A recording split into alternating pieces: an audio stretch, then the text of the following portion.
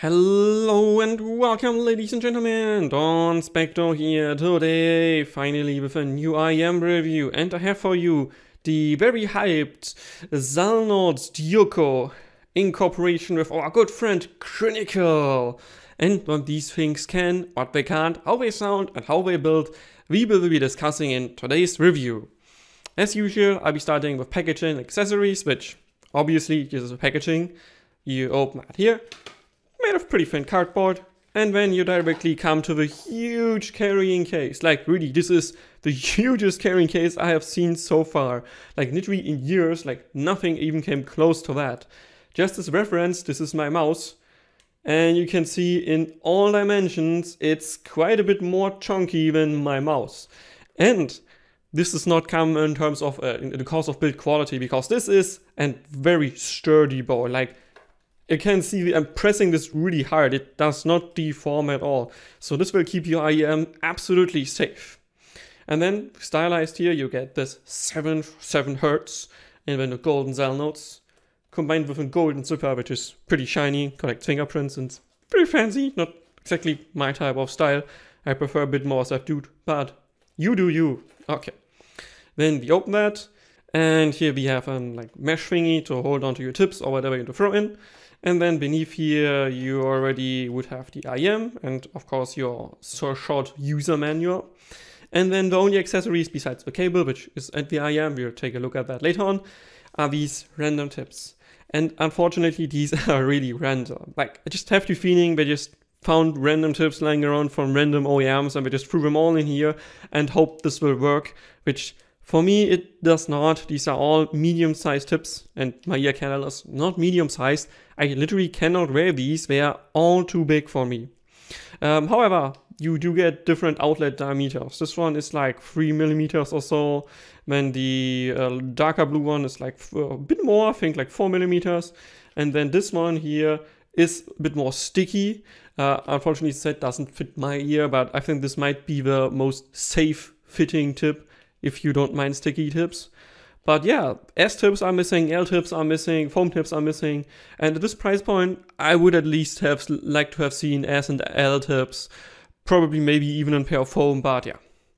And that's pretty much all the accessories you get and all the packaging. Like, there's not much going on here, and I think we can directly jump to the next chapter here, which is IEM Build, before taking a look at the cable.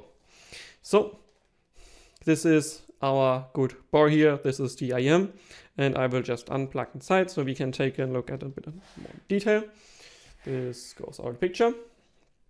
So this is the IEM, and as Andrew from headphones.com said, it looks like a brush your grandma would wear, and after I heard this, I cannot unsee it. Exactly, this is a type of brush that my great-grandma even would have worn. This would not have been this kind of like dark blue color, it would be more like greenish. But yeah, this is a really old school brush type of style, and I don't think I like it. At least it's unique, we can give it that, and the color they choose here with this like metallic chromatic effect at least looks unique, and I can see people at least digging that a bit. It's not for me, but maybe for you. But in terms of build quality here, when we take a look at that, there is a seam around the, I think, glass or plastic, whatever we have in the front here. It's definitely noticeable to your finger and visible to the eye. However, this is pretty much the only seam you get, because, wait, I'll just turn on the lighting. Everything else on the inside here, this is basically two-piece design again. Like, this is the inside of the shell is one piece, and then you have the outside of the shell as a second piece.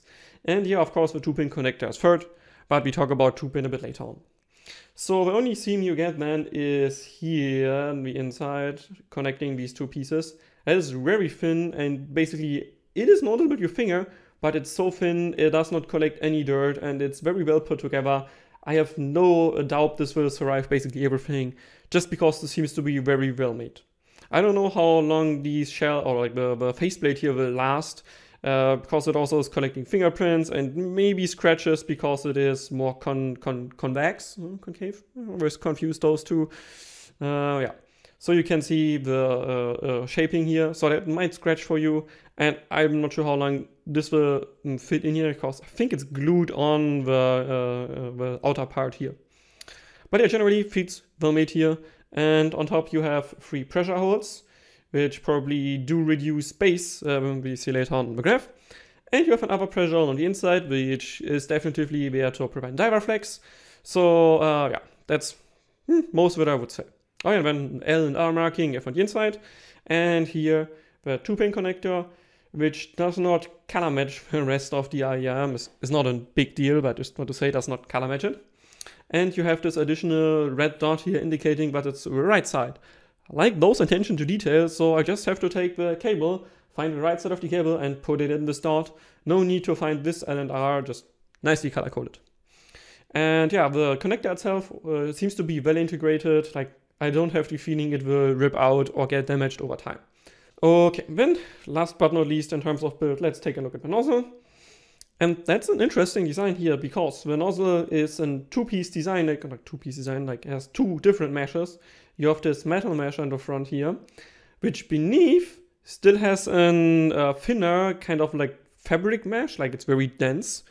And even for this IEM is metal, at least I think it's metal, it does not have condensation issues. I could wear this all the day basically and outside. It did not condensate for me.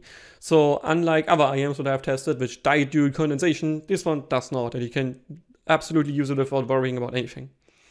Yeah, but talking about again, the mesh is well integrated here. I did not have the feeling it will get loose over time, and it's also not so difficult to clean. So yeah, that's pretty much it about the build quality here. Oh yeah, nozzle, last but not least, is as I said, like 1-piece design. So also nozzle will not fall out, it's just all integrated into 1 piece. And that's it about build from the IEM. Let's come to the cable, which I have here. And what? Just has to let go. So this is the cable. As you can see, it's relatively smooth because it is again a relatively thick 4-core design, which how much strands does it claim to have? Wait, I have to take my notes here because I took notes. Oh, it has, and I quote here, 216 individual wires. I don't think this does anything to sound, but generally this is a good cable. It is smooth, it is very usable, it feels durable. So overall, I do like this cable, especially when I'm coming from the AJ07M, which is a lot more expensive, but the cable is much more, yeah, like not as smooth as this one at all. But let's take a look at the details here. The thing I like least about this cable is this connector. It's pretty slippery and it does almost not have anything to hold onto. Like, give it some texture, make it a bit like concave so you can grip it better. Because especially if you have a new deck or a new amp where you plug this in, this is just difficult to pull out and it runs into danger and damaging your cable. Because the strain release here doesn't release any strain, it is not long enough for that. At least it's soft enough, which you can see here, like I can press it. That's good, but it's just not long enough to release any strain. And yeah, when we go more on top, and where we come to the 4 cores here, as I said, we are on the thicker side of things without getting too heavy. And we have this 2-piece design where you have like silver and bronze. Yeah, and it's slightly, like I would say, blackened the silicone they put around. So that at least gives it a unique look. And it's also smooth. So far I don't have too many complaints. And then we get the same style in terms of color as we have here at the connector. And then there is the chin slider, which I don't want to move because it's so goddamn tight. I cannot move it. Like really, I can't. Like, I don't want to risk breaking the cable. So chin slider is very unusable. Like the worst I've seen so far. You can't slide it without running into danger of damaging your cable. And then we come to the top part of the cable, which is definitely of a thinner diameter, as you can see here. That is definitely a bit less. But they did the weaving here right, so that still stays smooth enough. And it also fits the aesthetic here, so that is definitely well done. And then we come to the ear hook, which we can see here. And unlike most other cables, this is angled in like a 45-degree upwards angle, which I think is probably best as you can get, because that prevents like a hotspot at the bottom of your ear here, because it goes more in an angle like this. So I like that. However, you can see the diameter here is just of like medium size, and it is pretty thickly rubberized. So if you have bigger ears, there could potentially be a hotspot here at the back, but it should be fine. And for me, it was fine. I did not have any problems with the cable. Besides, and you can even see that, this cable is not bent inwards like this. It's just straight like that. And that can lead to a few floppy situations if here is too small. But here, because the bending itself is not too big, was still okay for me. I just want to say, if you have smaller ears, that could be a risk for you. So overall, I like the cable. It's smooth to use, it looks good, it fits the aesthetic here, so yeah, no problem with that. And let me just plug in Dioko again. And let me talk about comfort and fit. And yeah, while this IEM is not technically speaking uncomfortable, it has a really big shell, and I best exemplify it, or give you an example. This is the S12. You see the difference, like this is a planar, but according to spec is bigger than the one in here, but just look how much bigger the Dioko is. Like this is really a big shell, and there's a problem with the fit here, not with the comfort, because the angle here is relatively like still well chosen, and the nozzle is only 3.8 millimeters long, so it's really on the shorter or medium short side. But yeah, the main problem here is it's pretty wide. Like, not sure if all that's visible, but this is 6.4 millimeters in diameter. 6.4. That's really big, and if you have smaller ear canals like me, it will get uncomfortable. There's a saving grace here though. The nozzle, or the lip here, is not too long. That means, yeah, if you put a decent tip on here, because this is only 5.5 millimeters beneath, it doesn't feel as wide as, for instance, the Variations, which has 6.4 millimeters from the top to the bottom, or 6.4. Doesn't feel as big, but it's still pretty big. And there's another caveat here. The edge on the inside is pretty sharp, like this one here beneath there. It did kill one of my spin fits, because it's so, like, the lip itself is so wide and it's so sharp, it just sliced through my spin fit there, and yeah, basically killed it. So be careful if you mount and unmount tips here. The angle and lip here is not the best. Yeah, but just assuming you find the right tip, which for me, I tried basically all of my tips to find something that does work for me. And yeah, there is this very thin, sticky rubber tip that came with the LZ-A7 or the hard mirror. That did work for me, because it's very thin and very sticky. Unfortunately, X-Elastics did not work for me. They were just too big, like they hurt my ear canal. And the other tip that worked for me is the BGVP memory foam tips, which come like this kind of oval, like spherical shape, as you can see here. Those worked for me. Especially because these are also shorter, but all other tips didn't. Like, we just couldn't get it too comfortable. And even if I had it comfortable, there's another problem. This, same as Andrew, I have the problem, it just falls out of my ear over time. I put it in, it feels good, and after like 10 minutes, it kind of wriggles itself loose, and floop, I lose it. Constantly, after like maximum of 10 minutes or so, it just falls out. And I assume this probably is due to the weight balancing here. So you can clearly see it gets more wide and more heavy the farther out you get. And that then leads the force being applied not going down like this, but going outwards like that. And then makes the IEM fall out over time. And yes, if you get this to fit right, maybe for you it will stay in your ear. For me it just didn't, and I constantly had to readjust it so it doesn't fall out of my ear. But assuming you do get it to fit, I think this design is well chosen, and it shouldn't be too uncomfortable if you don't have a too small ear canal. So yeah, that's pretty much it about comfort.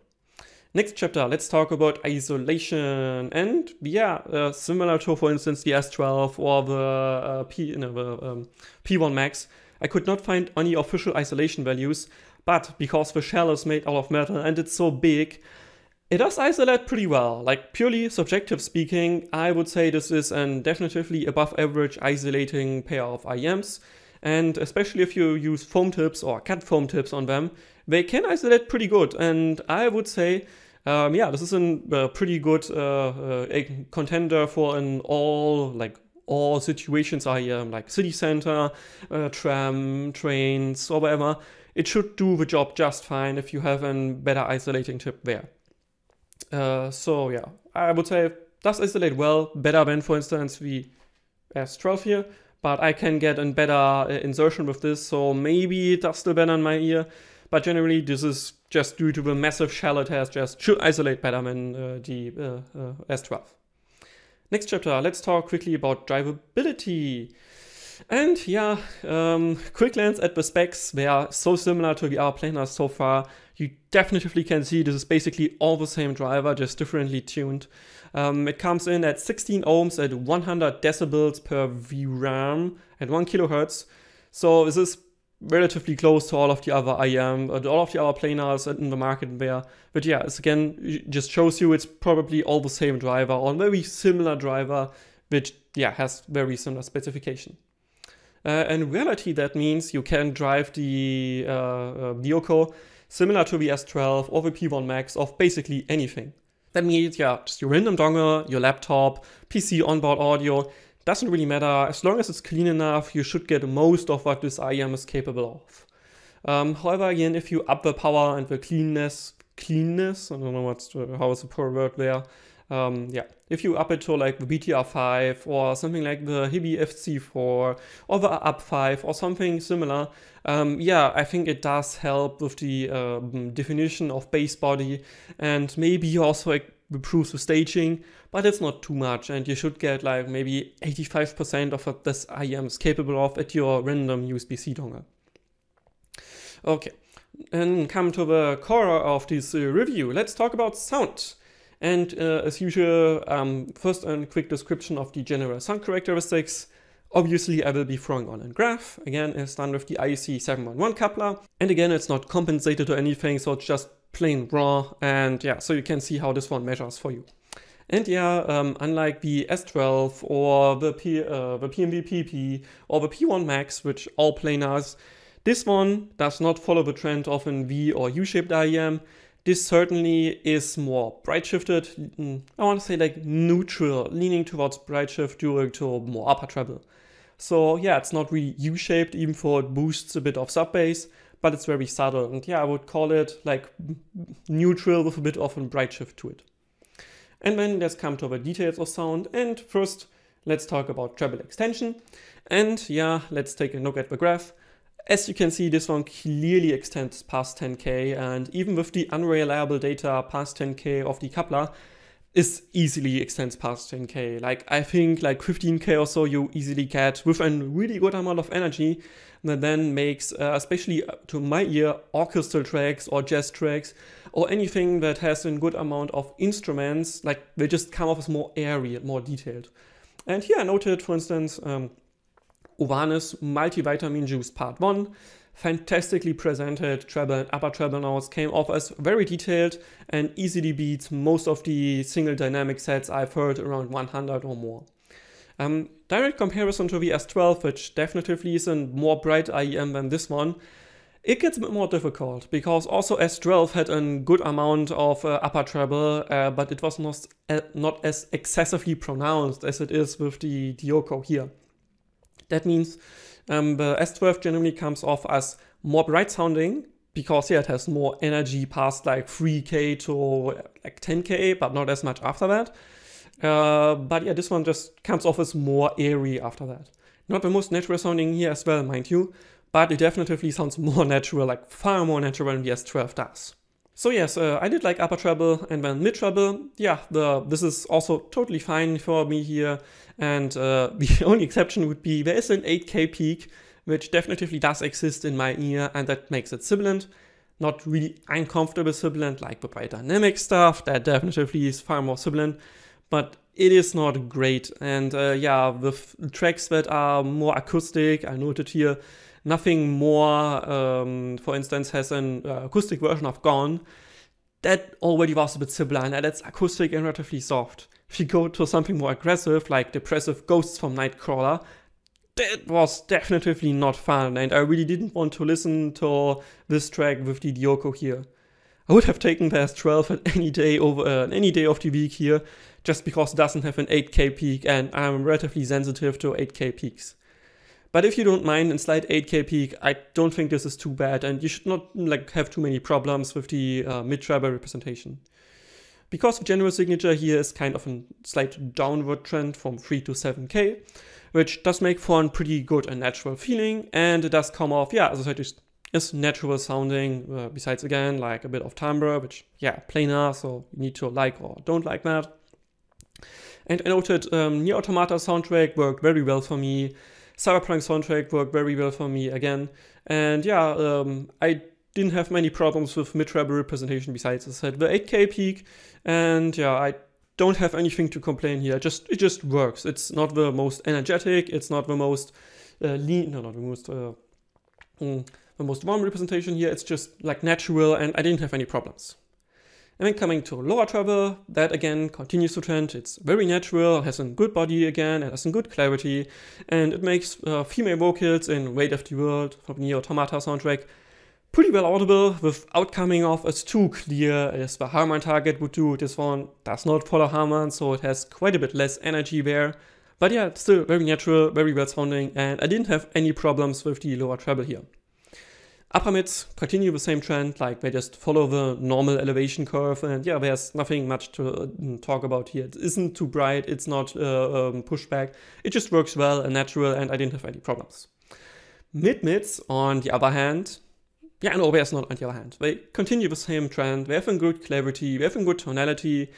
I would say they're probably too cold even, you could say, because in some albums, where you need a bit more warmth. This one lacks a bit here, but if you don't mind that, it's totally fine, and most male vocals are very enjoyable. So just an example here, again, nothing more.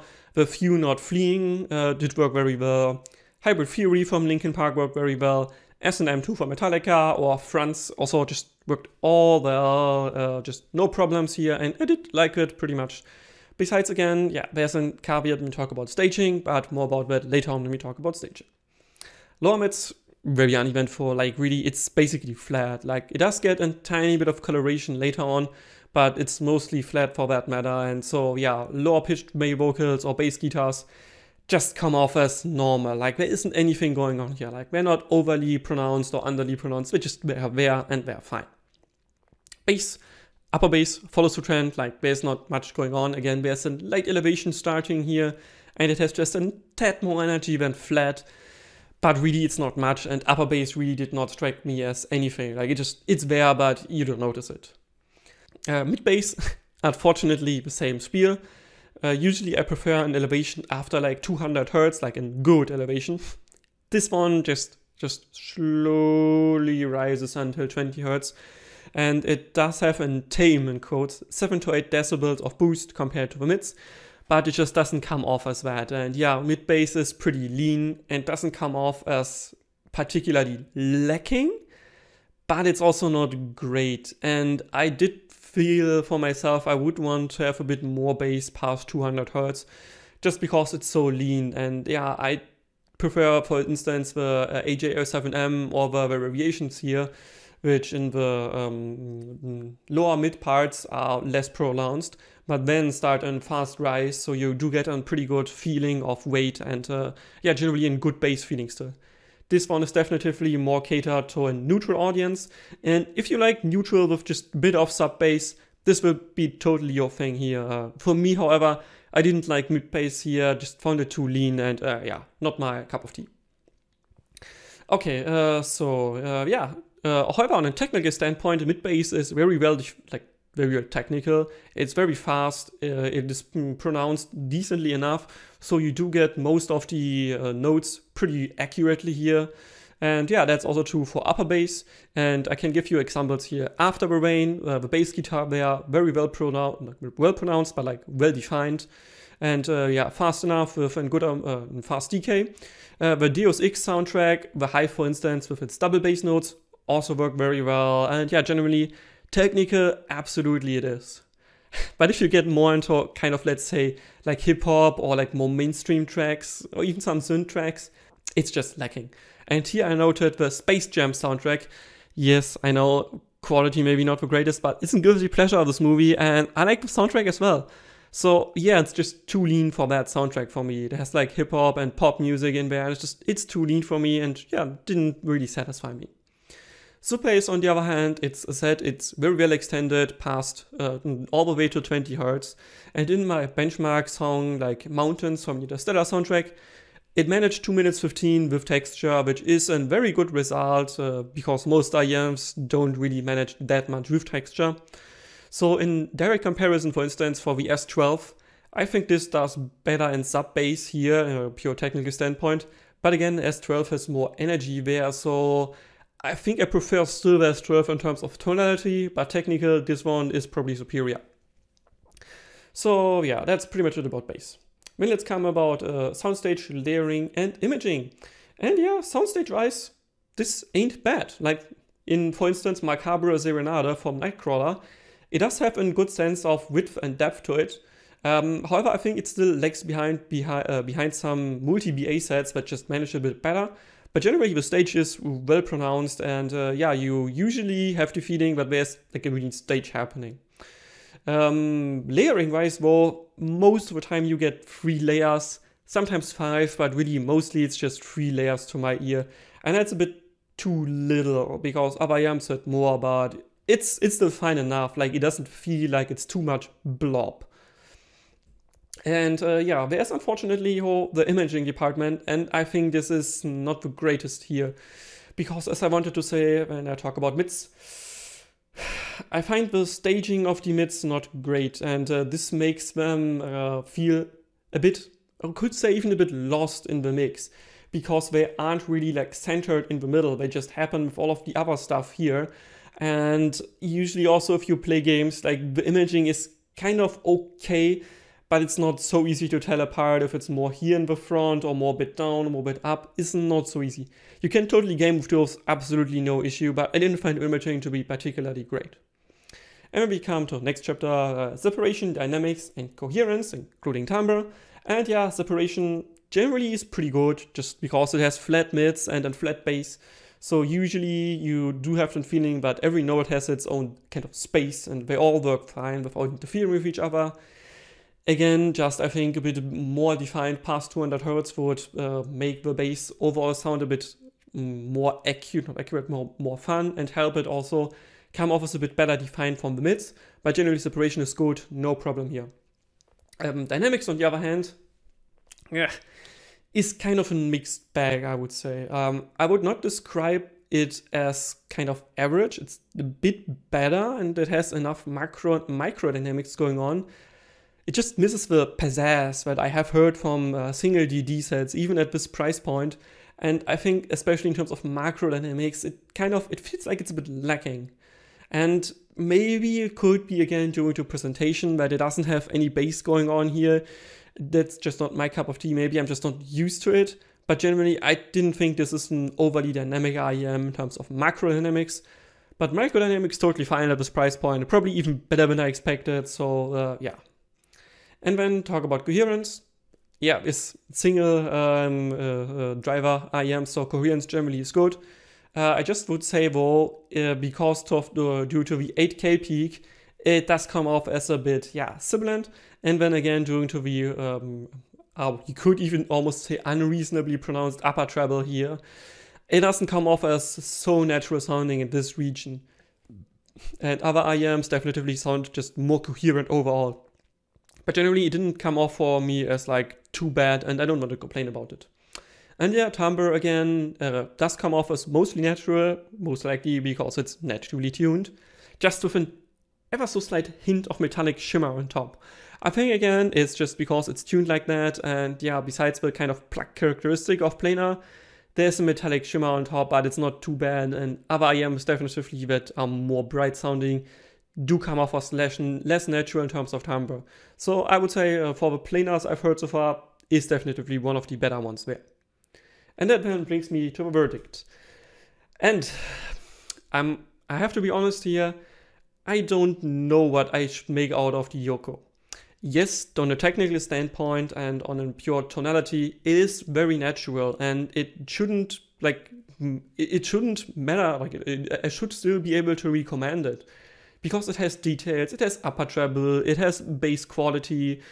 I just don't know why I can't recommend it. Like it's just this weird. Like it is so lean and so cold, but not like overly fun, like cold and fun way, or not overly bright in a way that I would like. It's just too lean. And even compared to over-ears, for instance, with Zandara, which also has an over-ear, has an almost neutral target, I prefer the Zandara every day over the week over Dioko.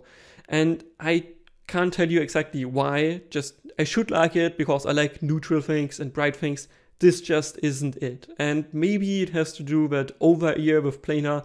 You have much more surface area, and even though it has a flat bass with Zandara, it still feels like it has more bass.